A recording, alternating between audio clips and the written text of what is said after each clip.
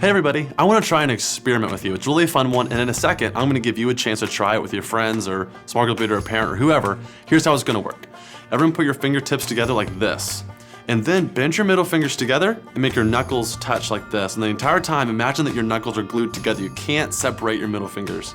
Then one at a time, try to move your thumbs apart, your pointer fingers, your pinkies, and then last, try to move your ring fingers apart. It's super, super hard. I'm gonna set a timer. Here we go, give it a try.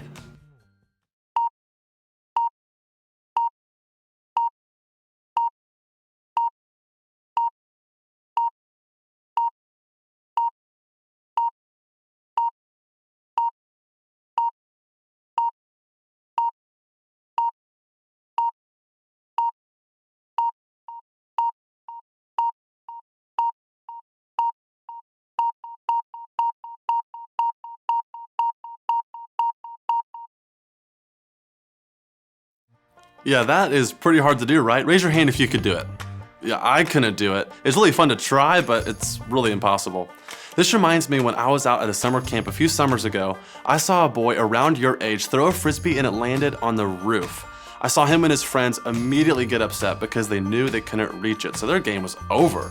They even tried standing on chairs, but none of them could get to it. It was way too high for them to reach. It was impossible for them to get it, kind of like our experiment earlier. Now, I'm a pretty tall person, so I knew that I could reach it. So I walked over, and as soon as they saw me, they asked me to get it. So that's what I did. I reached up, got the frisbee, and their game was back on. So why did I tell you that story? I told you this story because I want to teach you something about God. Those boys would not have been able to get the frisbee for as long as they looked to themselves. But once they brought me into the picture, they got their frisbee back. Why? Because I'm just taller than they are. And this is kind of how it is with God. We might be facing something that we're not big enough or powerful enough to handle on our own. If we try to do it all by ourselves, we'll be just like the boys in the story. It won't be possible. But like the boys looked to me for help, God is both able and willing to help us. Think about our Bible story today.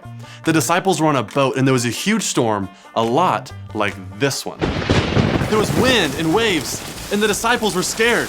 And to add to it, the disciples saw Jesus walking on the water. They thought he was a ghost. But then Jesus calmed them down by saying, "Don't be afraid, it's me." And then Peter said, "Lord, if it is you, call me out on the water." So Jesus said, "Come." And sure enough, Peter stepped out of the boat and walked on water. Now notice what Peter did not say. He didn't say, "If I can do this by my own strength, call me out on the water." Peter didn't focus on himself, he focused on Jesus. And Jesus ended up calming the storm. Sweet. Peter trusted that Jesus was more powerful than he was. Just like those boys trusted that I could get the frisbee down for them because I was taller than they were. It's easy for us to focus on what we can do or what we can't do when problems come up or there's a step in front of us that we need to take. But I want to encourage you today, don't focus on yourself, but focus on Jesus. Hebrews 12:1 and 2 says this, "Let us run the race that is set before us, looking to Jesus." There will be times in life where you won't know if you can do what God is calling you to do. You might feel nervous or afraid. You might feel like you aren't strong enough, but guess what? So many Bible characters thought the exact same thing. Gideon was afraid. Moses thought he couldn't talk well enough. Joshua was nervous. David was young. But here's what's cool. God still called all of those guys to do some amazing things. But did they do it by their own strength? No. They did it by God's strength. When a problem comes up or there's a step in front of you that seems scary, don't look to yourself. Look to Jesus. Trust Jesus, because here's the truth. God's strength is made perfect in your weakness. His grace is enough for you. In His perfect love, there's no room for fear. Even if you feel alone, He's with you, and He has prepared good works for you to do.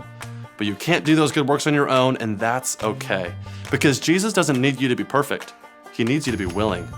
And when God calls us to follow Him, there will be times where we feel like we aren't enough, but that's okay because Jesus is enough. He's good, He's powerful, and He loves you. Trust in Him every day as you follow Him.